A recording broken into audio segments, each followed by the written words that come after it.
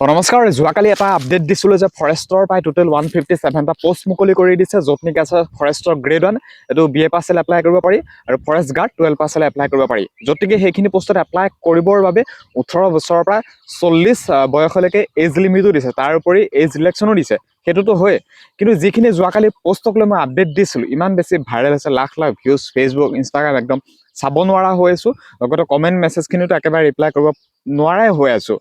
এটাই comment message পাইছোঁ যিখিনি যোৱাকালি যিখিনি পোষ্ট ওলাইছিল বা এপ্লাই যিহেতু চলি আছে প্ৰায় 157টা সেইখিনি পোষ্টত আমি সকলোৱে এপ্লাই কৰিব পাৰিম নে নোৱাৰিম মানে যিখিনি ইয়াৰ আগত অসম পুলিচৰ ফালৰ পৰা 5000 পোষ্ট ওলাইছিল সেইখিনি পোষ্টত সকলোৱে এপ্লাই কৰিব পাৰিছিল এইখিনি পোষ্টত পাৰিব নে নোৱাৰে এইখিনি পোষ্টত সকলোৱে এপ্লাই কৰিব নোৱাৰে যদি BTR বা BTC এলেকাৰ যদি তোমালোক হয় তেনেহ'লে পাৰিবা BTC বা BTRৰ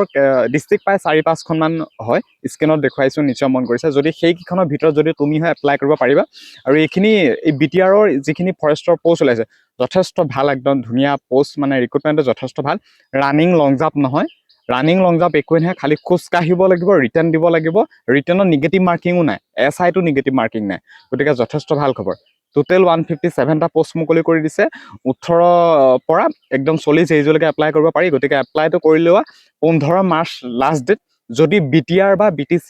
এলেকাৰ যদি তোমালোক হয় তেতিয়াহে পাৰিবা কিন্তু অল আছাম গোটেই কেণ্ডিডেট এপ্লাই কৰিব নোৱাৰে অল আছাম গোটেই কেণ্ডিডেট এপ্লাই কৰিব নোৱাৰে গতিকে সকলোৱে জানিব বিচাৰিছে সকলোৱে এপ্লাই কৰিব পাৰিম নে নোৱাৰে 4-5খনমান ডিষ্ট্ৰিক্টৰ কেণ্ডিডেটেহে এইখিনি পোষ্টত এপ্লাই কৰিব পাৰিব গতিকে এটা নিশ্চয় গম পালে ভিডিঅ'টো খুব বেছি শ্বেয়াৰ কৰা কাৰণ সকলোৱে জানিব বিচাৰি আছে সকলোকে একেবাৰে মানে ৰিপ্লাই কৰিব পৰা নাই গতিকে সেইকাৰণে ভিডিঅ'টো পোষ্ট কৰি মই জনাই দিছোঁ 4-5খনমান ডিষ্ট্ৰিক্টৰ কেণ্ডিডেটহে এপ্লাই কৰিব পাৰিব য'ত নেকি মই ডিষ্ট্ৰিক্ট এখনৰ তোমালোকৰ নাম স্ক্ৰীনত শ্ব' হৈ আছে তোমালোকে হয়তো জানাই যদি BTR হয় তোমালোকে নিশ্চয় জানিব পাৰিবা গতিকে ভিডিঅ'টো ইমানখিনিয়ে আছিল ধন্যবাদ